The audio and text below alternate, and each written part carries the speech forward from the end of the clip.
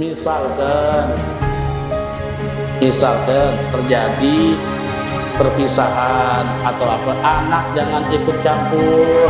Seorang anak jadi penengah, jangan sampai lebih condong ke mama tapi kurang ajar ke bapak, lebih condong ke bapak kurang ajar ke mama.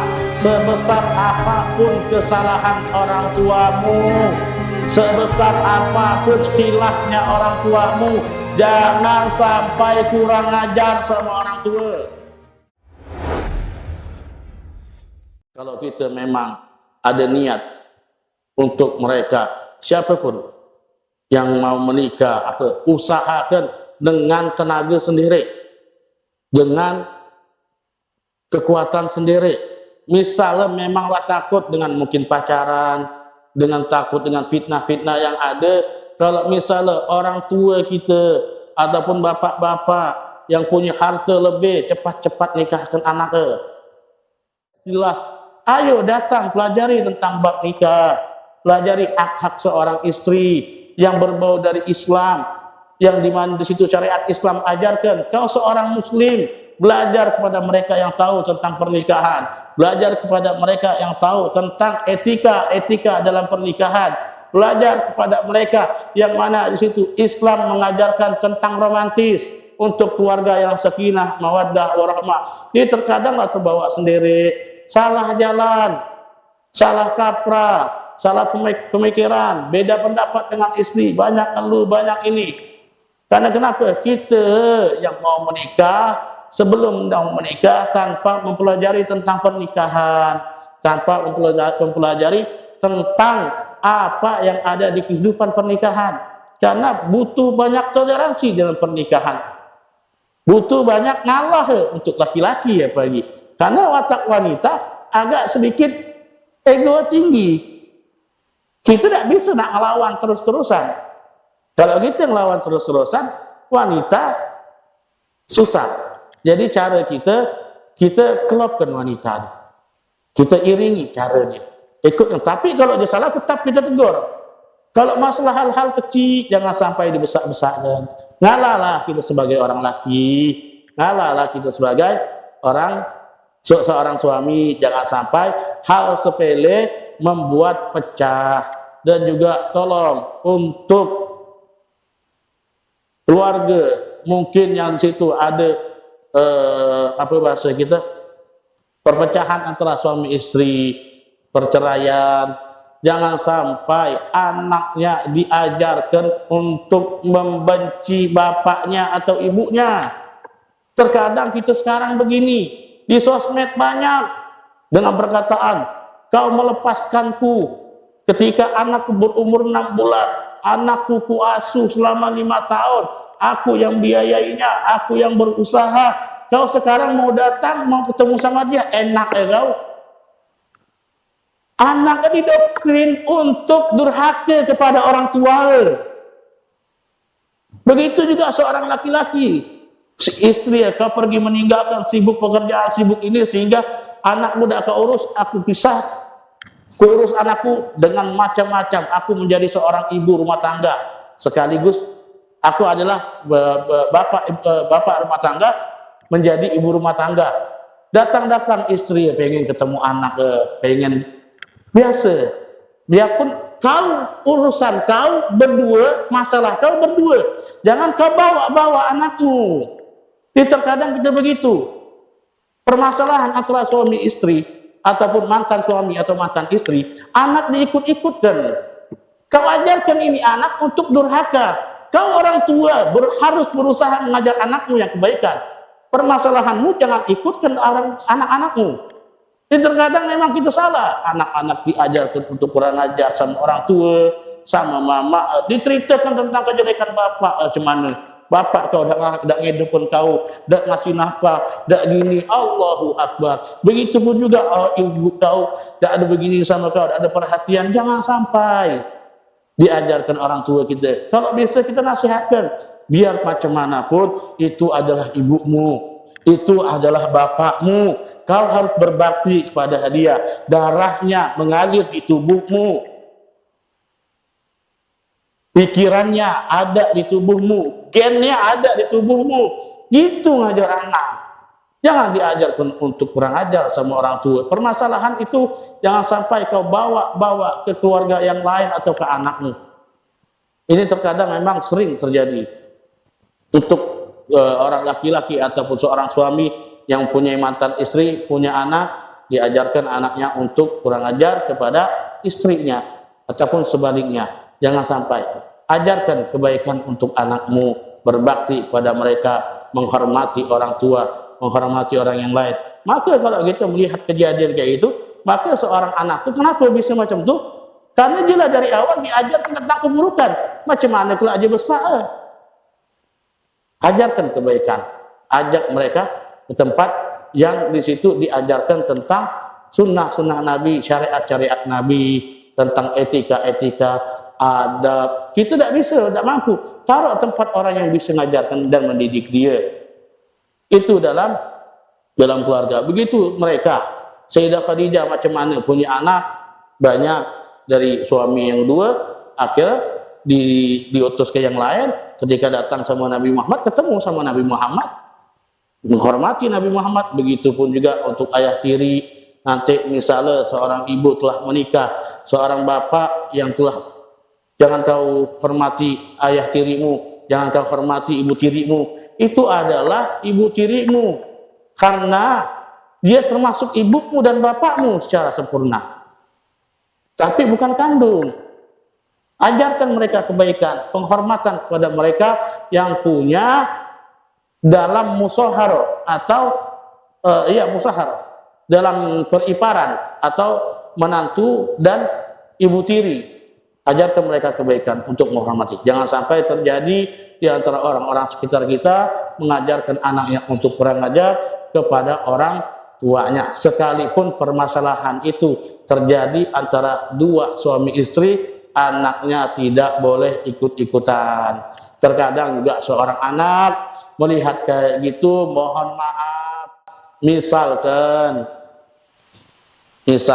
terjadi perpisahan atau apa, anak jangan ikut campur. Seorang anak jadi penengah, jangan sampai lebih condong ke mama tapi kurang ajar ke bapak, lebih condong ke bapak kurang ajar ke mama. Sebesar apapun kesalahan orang tuamu, sebesar apapun khilafnya orang tuamu, jangan sampai kurang ajar sama orang tua.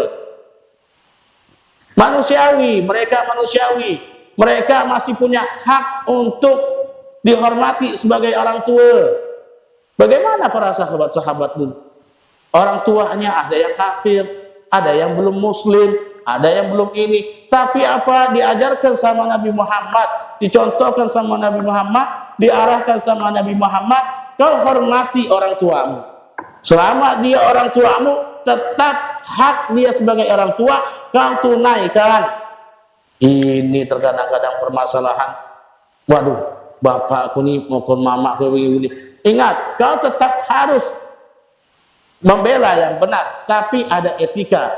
Bagaimana cara bilang ke orang tua? Bagaimana jadi petengah dari antara mereka berdua? Itu sekarang tiba-tiba bawa barang, tiba-tiba nak nganu orang tua, astagfirullahaladzim. Jangan sampai kita ikut-ikut dalam urusan ke orang tua kita. Sudah orang tua kita permasalahan mereka, kita jadi penengah. Jangan condong ke bapak sehingga kurang ajar ke ibu, atau condong ke ibu dan kurang ajar ke bapak. Boleh condong ke ibu tapi tanpa kurang ajar ke bapak, atau sebaliknya boleh condong ke bapak tanpa kurang ajar ke ibu. Tapi ingat, kesalahan apapun yang terjadi pada mereka berdua, kehilapan apapun yang mereka lakukan, sebesar apapun itu, mereka masih menjadi orang tua kalian dan berhak untuk mendapatkan baktimu, penghormatanmu, pemuliaanmu. Kau memuliakan mereka, menghormati mereka, berbakti ke mereka, harus. Ini terkadang kalau misalnya pecah, tidak ada apa-apa, orang tua tidak dianggap lagi.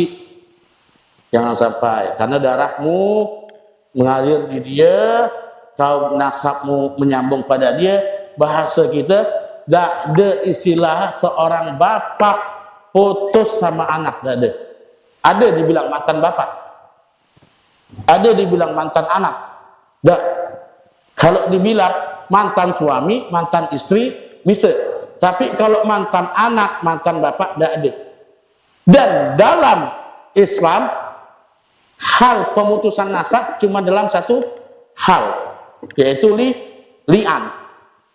Nanti dibahas dalam masalah pernikahan itu, dalam bab li'an. Cuman tuh pemutusan nasab. Seorang bapak tidak nganggap ini adalah anak dia, itu langsung putus nasab dengan cara-cara yang ada. Tapi setelah prosedur lewat, benar, langsung putus nasab. Cuman tuh dalam Islam bab li'an. Tengoklah tentang li'an itu dalam bab pernikahan. Itu pentingnya kita, untuk kita, ayo kita hormati orang tua kita dalam bab pernikahan. Kita belajar benar-benar tentang pernikahan sehingga kita tidak ada salah arah, tidak ada salah kaprah. Sekarang memang kita terkadang untuk anak, untuk apa, tolong mohon maaf untuk seorang suami, seorang bapak, biasakan buang air kecil cebok. Karena kenapa? Sebelum menyetubuhi istri kita, masih lengket najis kita kalau kita tidak cebok. Makanya kebanyakan anak kita kurang ajar, anak kita susah dibilang, susah diarahkan. Karena kenapa? Kita kencing tidak cebok. Tidak kita bersihkan, kita buang air kecil. Sehingga kita sebelum menggauli istri, lagi ada najis-najis semacam tu, bersihkan, cuci, cebok susah, air banyak, tidak ada banyak dah. Ini tiba-tiba mungkin dalam keadaan kencing di jalan apa-apa, pulang usahakan bersihkan. Supaya apa? Karena untuk anak kita, untuk keturunan kita, biar mereka tidak ada kurang ajar ke kita, tidak ada melakukan hal-hal yang di situ Allah Subhanahu wa taala murkai. Ajarkan mereka. Ayo kita menjadi kepala keluarga yang benar-benar, untuk yang masih ingin melanjutkan kehidupan baru, berusaha yang benar-benar. Ayo minta doa kepada Allah supaya diselamatkan dari hal-hal yang Allah Subhanahu wa taala murkai, untuk perkuat ibadahnya, perkuat zikirnya, perkuat belajarnya, perkuat semuanya supaya aman dan selamat dari fitnah-fitnah yang ada. Jangan sampai terjerumus kepada hal-hal yang di situ Allah Subhanahu wa taala murkai. Usahakan, perjuangkan dengan diri sendiri, kekuatan sendiri, dengan pekerjaan sendiri, untuk mempersunting anak orang. Dan juga untuk kita seorang laki-laki berjuang. Dan untuk perempuan, hakmu memang kami hargai. Kau mau meminta dengan harga berapapun, itu adalah hakmu. Tapi mudahkanlah untuk orang muslim menghalalkan anak. Ingin sesuai hakmu dan tidak suka, tolaklah dengan yang baik. Dan juga untuk orang yang sempat datang ke keluarga wanita dengan banyak penolakan, dengan tolong jangan ceritakan tentang aib orang yang pernah kau datangi dan dia menolakmu. Ini terkadang kita datang, seorang laki-laki ke orang perempuan, ke keluarga perempuan, nak melamar seorang anak, ditolak sama keluarga perempuan. Langsung nih orang laki-laki cerita tentang keburukan keluarga perempuan. Dan begitu juga si perempuan cerita tentang keburukan laki-laki, sehingga orang yang lain dengar cerita mereka berdua nih, jaga-jaga juga. Ayolah jangan ceritakan. Kalau bisa cek dengan sendiri, cek dengan mata kepala ataupun orang yang kita percaya. Itu cara sahabat dulu begitu. Mereka ingin menikahi seorang perempuan, caranya bagaimana? Adik perempuannya dipanggil. Ayo coba kau cek itu cewek, itu perempuan itu bagaimana adabnya, etikanya, keluarganya. Atau kita cari sama yang lain. Kalau bahasa kita curi-curi pandang ada terjadi, tapi jangan sampai kita agak benar-benar. Semua ada etika, ada cara dalam pernikahan, terlebih khusus dalam bab pernikahan. Banyak kitab-kitab tentang nikah. Bahkan sekarang lah ada prodi dalam kuliah, akhwal syakhsiyah. Dan alhamdulillah kita sempat dengan dalam Islam macam mana etika-etika, syarat, prosedur, program pernikahan semua dibahas di dalam permasalahan akhwal syakhsiyah. Dan masuk yang lain, masalah wasiat, masalah waris, dalam akal saya itu masuk.